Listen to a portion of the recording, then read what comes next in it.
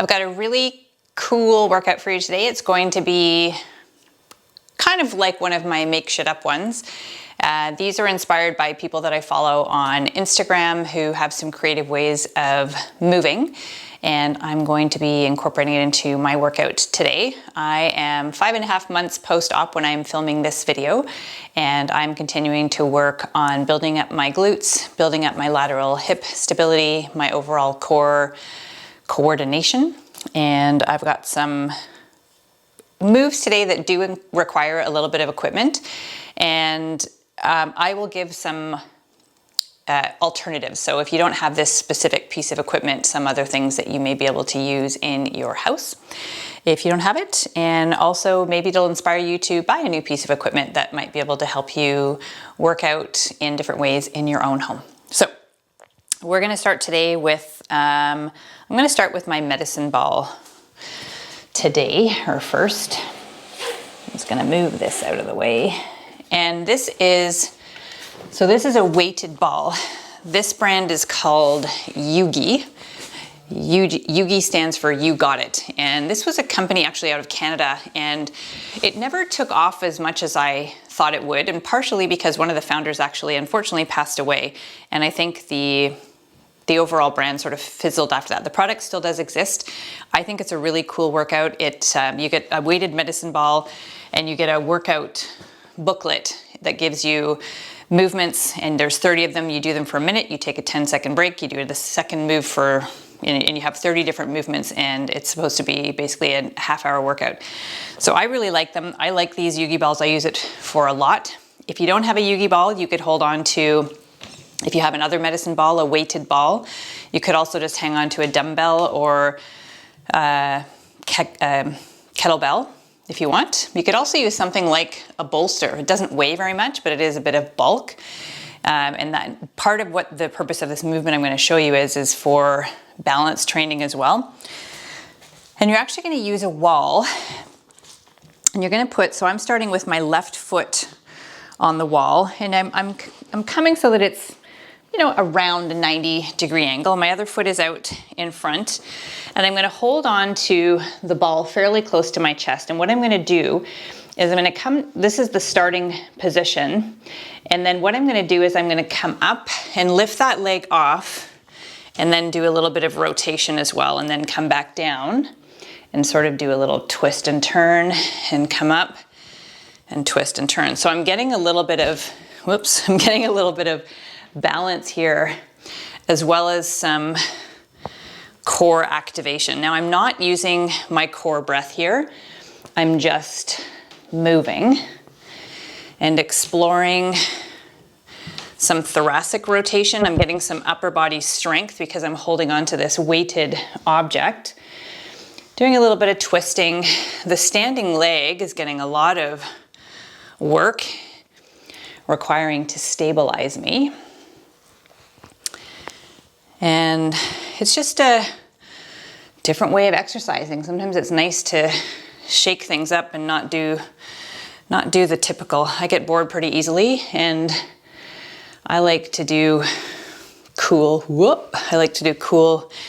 interesting movement. Part of it is also because we're meant to move in varied ways, and life is not perfect form. So when we can train out of perfect form mentality on occasion, I think it makes us a little bit more resilient. Okay, so I am feeling this in my standing lateral hips, as well as the outside of my calf. And I'm going to do a couple more here, and then I'm going to switch sides. And you've probably noticed I'm not a huge counter of repetitions. I like to just go until I feel like I can't really go much more. And then I'm going to take a break. Whew. Okay, so now I'm going to do the same thing on the other side. So starting down, coming up, and doing my rotation. So sometimes, like you may notice, like me, it takes me a couple of reps to sort of get into my rhythm. And on occasion, I lose my balance. And I consider that a good thing because it's testing my balance and it's also requiring me to respond to that. And again, helping me build some resiliency when I'm not using perfect form.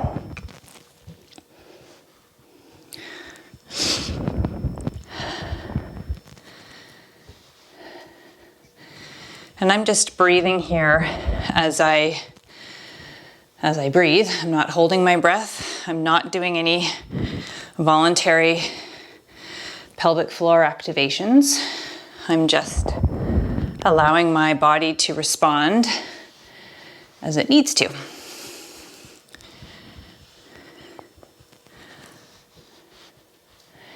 If you felt like you wanted to add the core breath here, I would probably do an exhale to engage as I come up off the wall, and then an inhale as I come back down.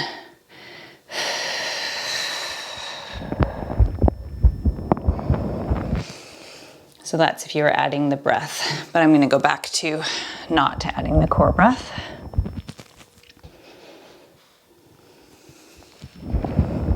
And I'm starting to feel it on this side here. I'm going to do a couple more reps.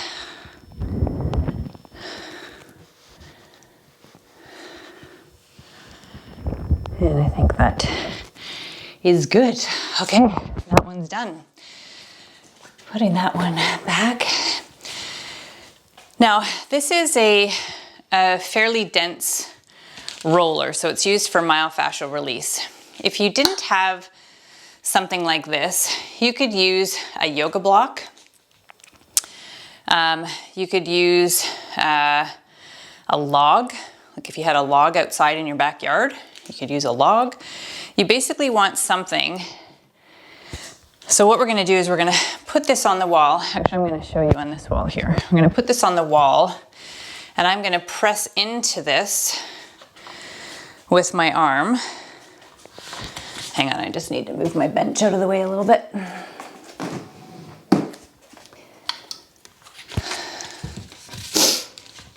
So I'm going to push into this with my arm. And you want the arm to be fairly straight. So I'm going to get some activation by pushing in with this arm. And already that fires up the side of my side body, my core. I'm also going to get some activation in my standing leg. So my left leg here is kind of my support leg. And this leg, you can play around with where feels best for you to have it. I kind of have it in a little bit of a staggered stance here. And now what we're going to do is we're going to add a shoulder raise, a lateral shoulder raise here. So we're getting some core, we're getting some lateral hips, getting some shoulder on both arms, one from the stabilizing but also from the moving. And here, now my breathing pattern is such that I'm exhaling when I go up. If I wanted to add a voluntary contraction here, it will work out perfectly. Exhale to engage and lift.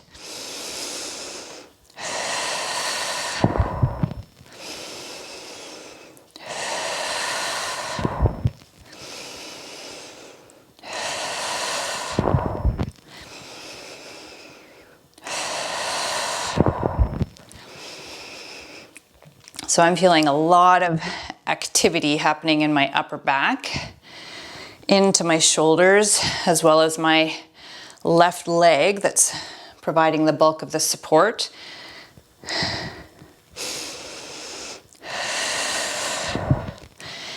And when I'm adding the core breath here, my legs are not perfectly aligned either, and so that puts a little bit of different influence on the muscles. There's one more, this side is a little bit more stretched away. And I think that's also good to add some activation when you're, again, not in perfect form. So mimic some of the non-perfect form activities that happen because life happens, right? Whew, I'm gonna take one more and I'm gonna switch sides. So I really feel that in the arm that was pressing against the wall, more so than the arm that was lifting,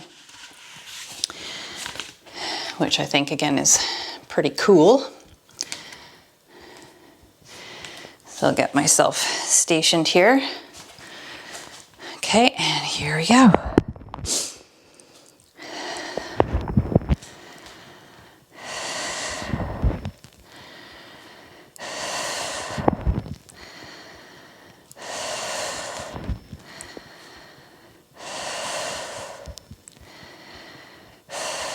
If you didn't have a log or a block, you could also come and just press into the wall as well. There's a little bit of additional challenge with this because you have to hold something up, and because it moves a little bit, again, you have to keep sort of like an even amount of pressure on there. Trying to get myself situated here. So this makes it a little bit harder.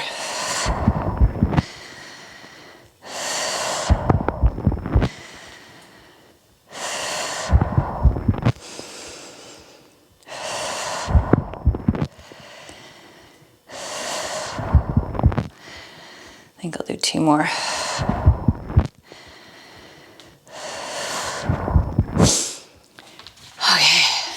Awesome. Okay, now I want to use my bench here. And you could do this with, if you don't have a bench, you could, if you have a staircase, this could be inside or outside, and you'll stand sort of sideways on your staircase. And what I'm gonna do, I'm gonna hang on to a little bit heavier weight, I think, with this one. I think I'm gonna go with a 10 pound. And what I'm gonna do, you might not be able to, maybe if I move this back, I'm not sure you're gonna be able to see my head on this, but.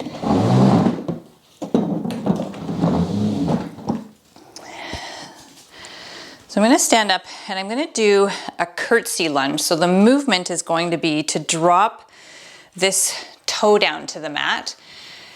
But what I want to try to do, I'm going to do this as slowly as I can and try to control my full range of motion here.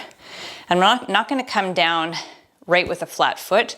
I'm just going to come down and touch and then come back up, and ideally not touch your toe there, and come back up into that sort of balance stance. So this is sort of similar to that first movement we did, where we're just slowly controlling a range of motion and also working on our balance and that lateral hip musculature. Now again, I'm not adding my core breath, but if I was, I would inhale down and then exhale and come back up.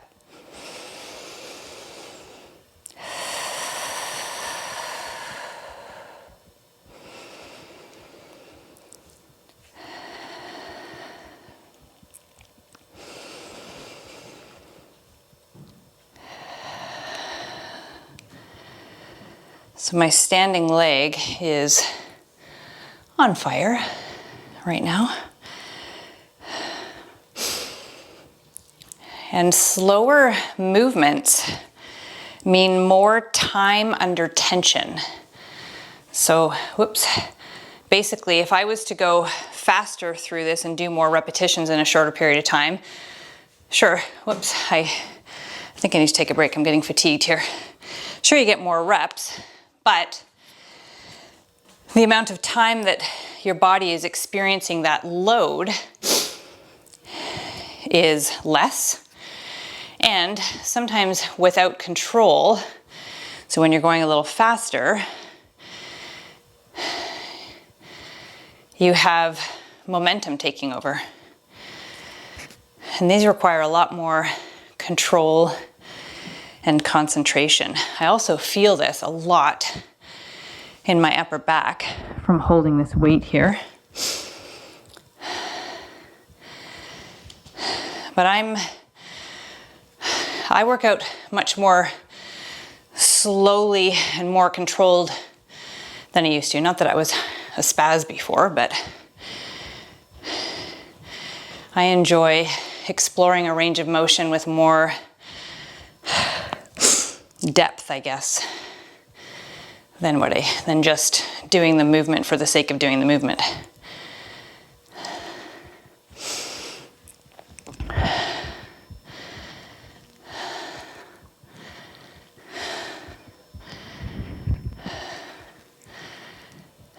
Okay, I think I'm going to do one more here.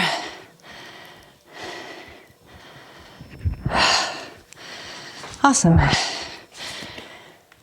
Now I'm going to use the bench a little differently, and I'm going to come into a bridge,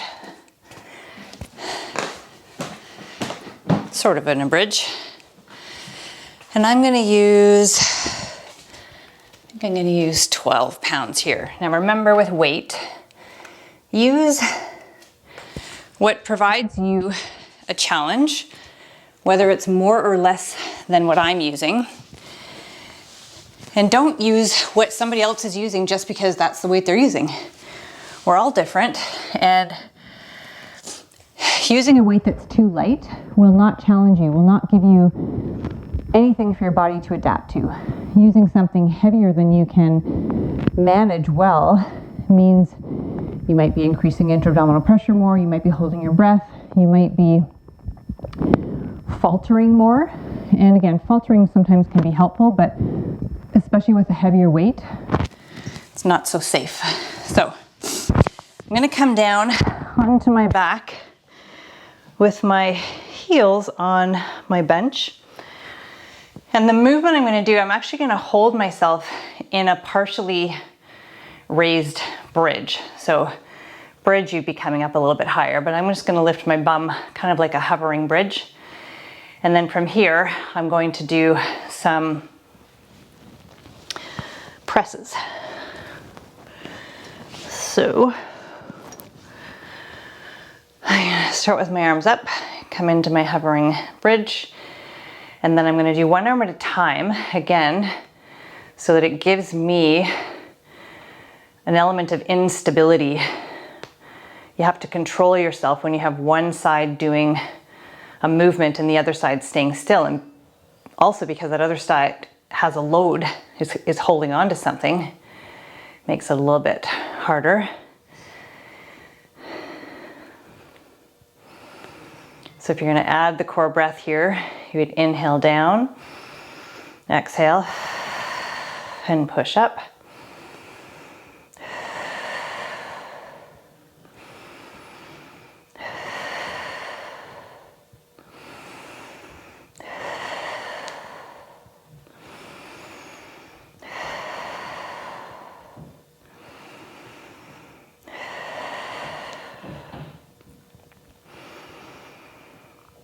So I'm going to take away the core breath.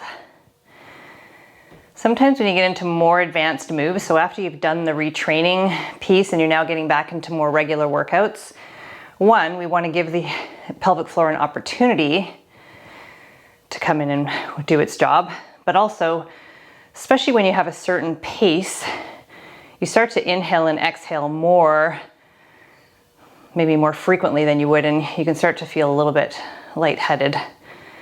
So sometimes I just like to be able to just breathe as I need to. Okay, I'm going to do a couple more on each side. Definitely starting to feel this.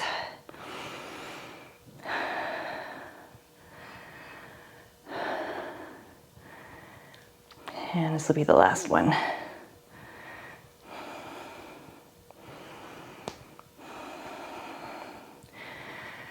Okay. Now for the final exercise, I'm going to come back to the wall where I started. And a similar, so I think I started with my left leg on the wall. So what I'm going to do here is we're not gonna add the rotation so much, we're gonna add more of an up and down. That's actually gonna work more of the glutes as well as the standing leg. So I'm gonna come down here and I'm gonna do a row, and then I'm gonna stand up. So kind of like, it's like a one leg deadlift with a row added to it. But because we have this leg pressed against the wall, you're also gonna be firing up this leg. So it's a really cool,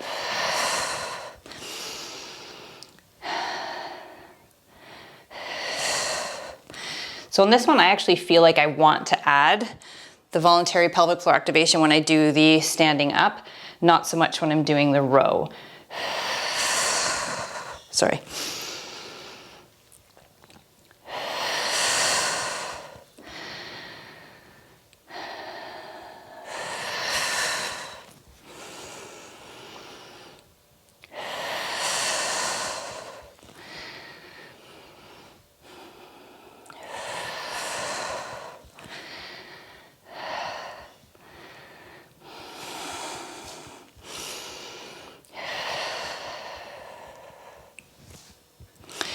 So I'm kind of playing around a little bit with my breath to see what feels best here.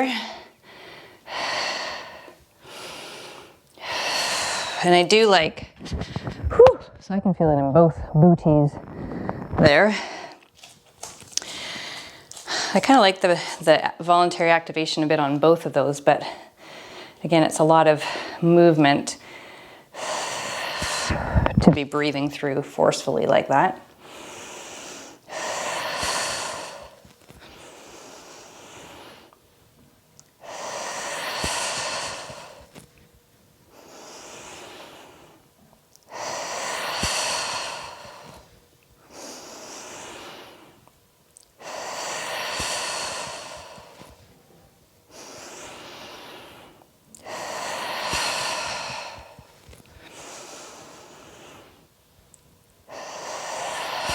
So this seems to be the best breath.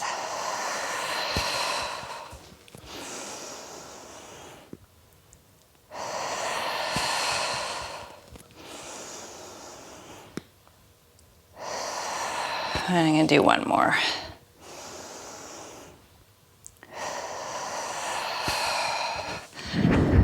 Okay, so there's a quick little